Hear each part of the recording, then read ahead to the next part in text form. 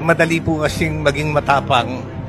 Ang problema, paano kung patulan tayo? The military capability of China is very vast. In fact, they have between 1,200 to 1,500 fighter planes, including 4th generation fighters, J-10, J-16, J-7 variants, and 5th generation J-20. Yung ating pong ginagamit na Korean-made na eroplano, baka pagka nadaanan ng fighter plane ng China, hindi na kailangan na gagamitan ng missile, baka bumagsak. They have around 7,000 to 9,000 tanks, 4 active aircraft carrier, 6 conventional submarines, 12 nuclear-powered ones, 10 ballistic missile subs.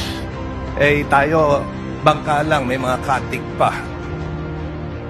The People's Liberation Army numbers between 1.7 to 2.2 million. At kaya ko lang ito nabanggit dahil I believe that kagaya ng sinabi ng ating distinguished minority leader, we have to proceed with caution. And if there is a diplomatic way to resolve the problem, then we should do it.